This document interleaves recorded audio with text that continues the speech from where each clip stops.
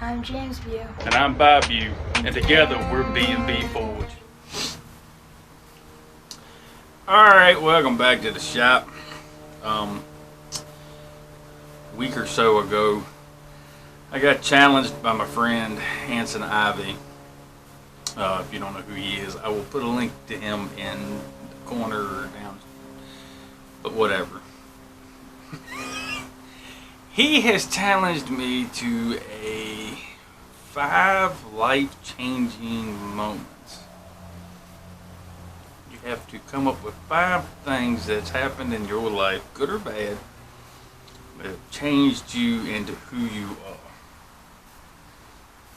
You know, this ain't something that you can easily just, I can sit down and do that. Because there's a lot of things that happen in life that may or may not change completely. How big of an event, how small of an event. So I really had to think about this. And I think I've come up with them. So I'm going to go in reverse order. So the number 5 that I've come up on my list, people go laughing, think it's cliche. It's actually been blacksmithing. When I found this craft, it was in a low point in my life. A lot of stuff not going my way, or at least in my favor. I'm not gonna say my way. Getting kicked to the ground, or every time you think you got your head above ground, somebody digs 10 feet out from underneath you.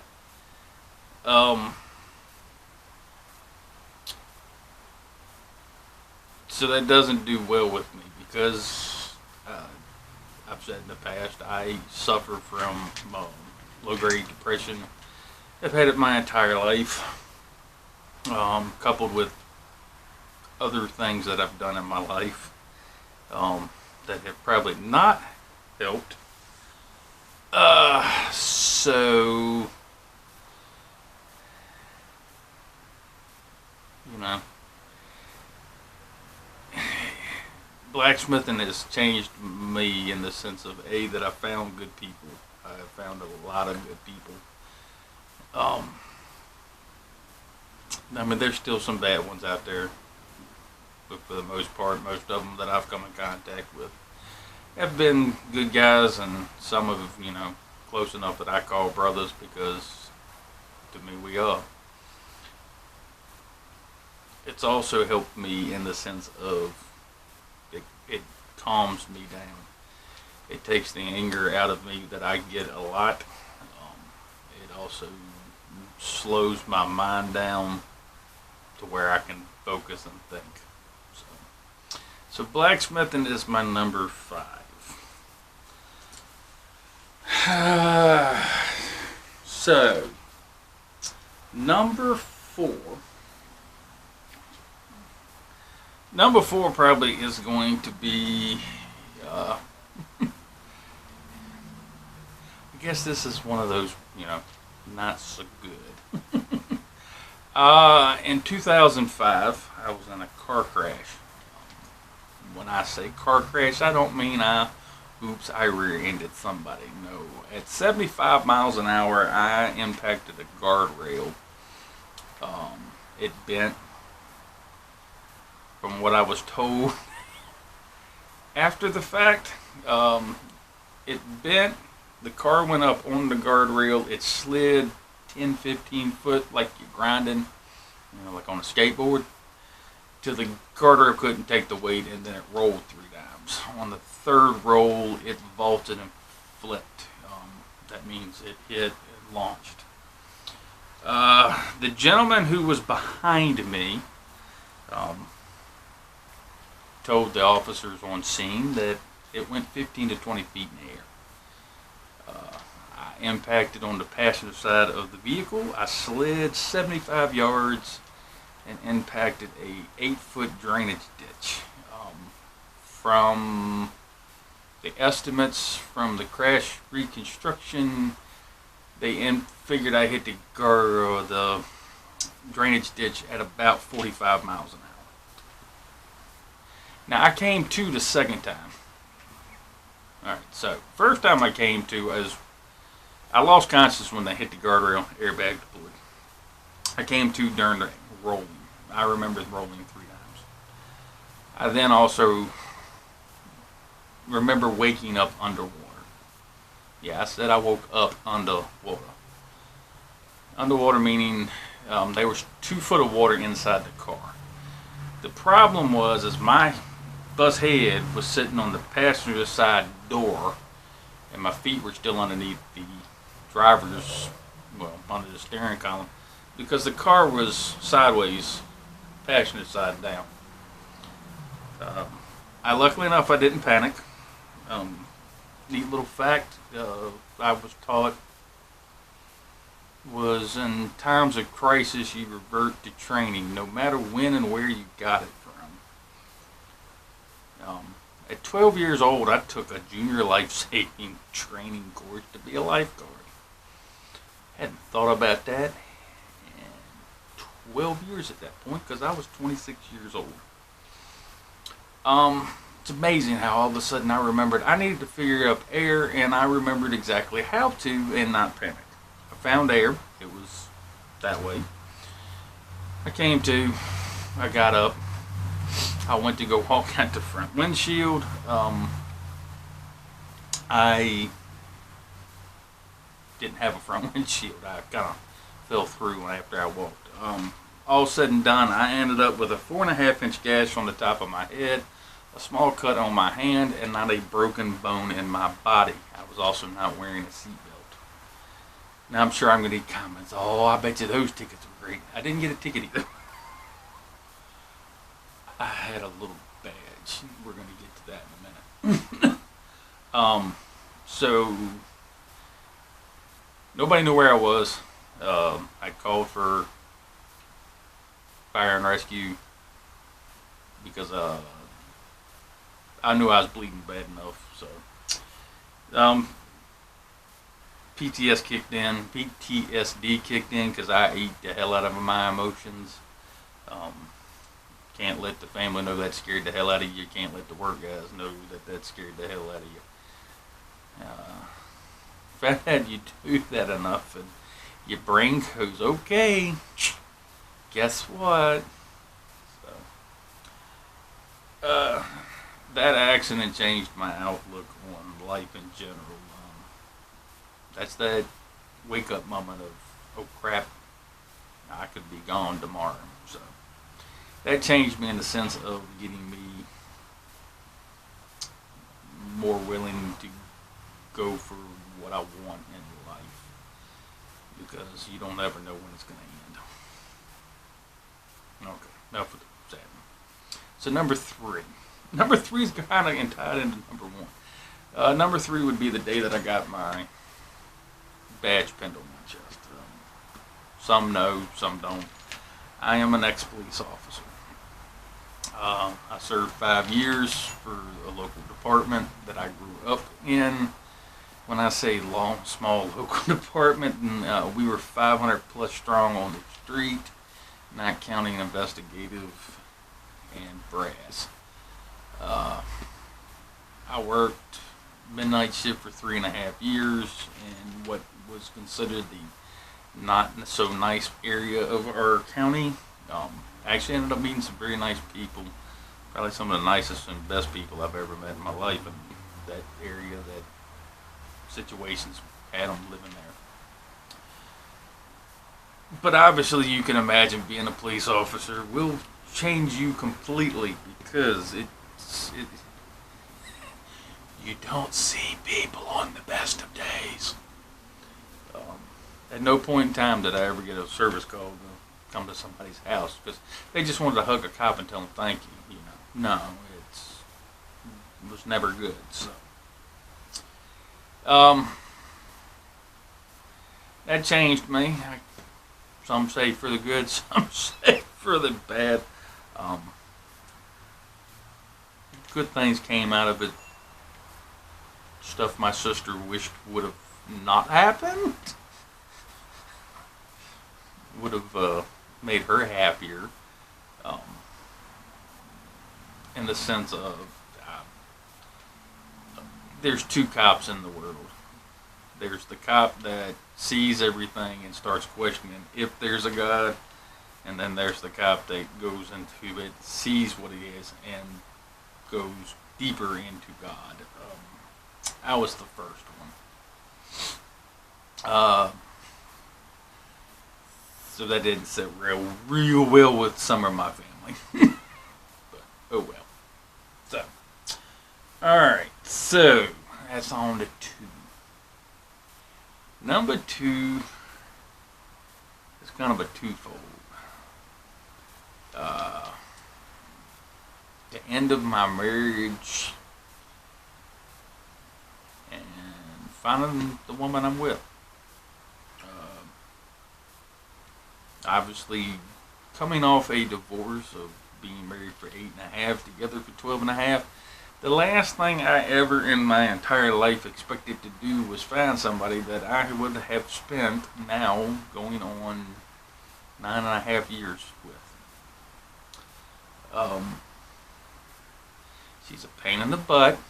She's annoying. But I mean, I saw her. But she's supportive. She's understanding sometimes.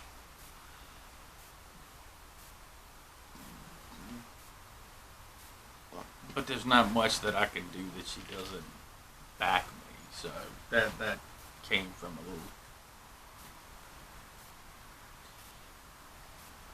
made it a little different. So yeah, I mean, like I said, went from being married to somebody I've known my entire life. Well, from the age of 6 to the age of 32, we had known each other, had dated several times, married, had a child, and divorced. I won't plan on ever finding somebody else, and I found them 3 months later. Like I said, we've been together for almost, it'll be 10 years come October. So, number 1. Well, number 1 was probably the easiest one to come up with because it's the one thing that changes every person. Quick, fast, and in a hurry, some for good, some for bad. But number 1 would be the birth of my son. So, Junior came along, not at a good time. Do they ever? I had just started the police academy when we found out that she was pregnant with my son.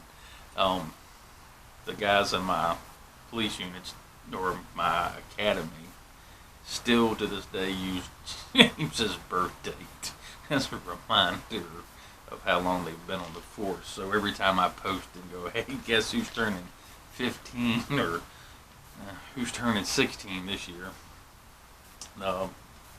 They all go and laugh because that tells them they've been on the force for 16 years. I mean, having a kid's gonna change you. In my eyes, it was for the better. Made me more responsible, made me try harder. At the time, because of the job I did, it made me resolve that I was coming home no matter what. Got me through the car crash. He was 6 months old at the time of that car crash. Even got laughed at because inside my vest there was an internal pocket that you used to carry. It was an extra thin plate. It was a heart plate. Gave you a little bit more coverage. But in that pocket, a lot of cops used to carry different things. I carried a copy of what we call the 7 Deadly Sins of a police officer. The St. Michael's, even though I'm not Catholic, prayer over law enforcement because I ain't taking that without saying no. Uh, and then the third was a picture of James. He was always right there. So, I mean, y'all seen me with him here in the shop. I'm different when I'm around him. Not different bad, different good because I'm happy. I can be in a crappy mood. I can be pissed off at the world. I get around him and I don't care.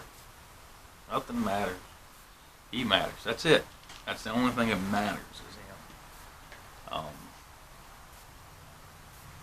And he's probably the one person in this world that I would give up anything and everything for.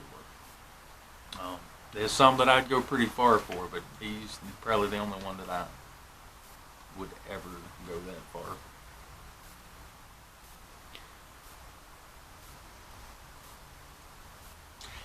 Don't know what else to say on that one. I mean, Junior's everything to me. It's hard, sucks. Only get to see him every other weekend, or whenever he has sporting events or something that I'm made aware of. Considering he does nothing but swim, scouts,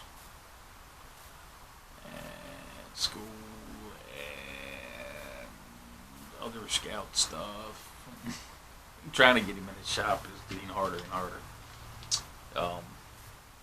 Hopefully that will be changing soon. Hopefully. Dad's got to get his butt in gear and get some get some practicing done so I can hopefully get him excited about being back out here again. But, so that is my 5. Birth of my kid, beating my woman, becoming a cop, almost dying in a car crash, and finding this craft. So that's my 5. Now, I get to pick on somebody else. Actually, they named 2, but him and his woman did it together. She chose Yamaz.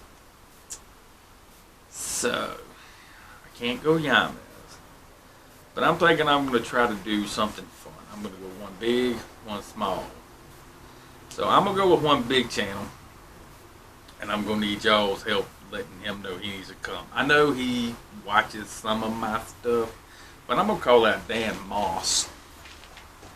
Hopefully Yamaz doesn't do it first. But I'm going to call that Dan Moss. 5 things in your life that have changed you. If you want to do it, do it. If you don't, I ain't going to bust your chops with so much for being a sissy and not doing it. So that's my big. Small. Somebody I think will do this.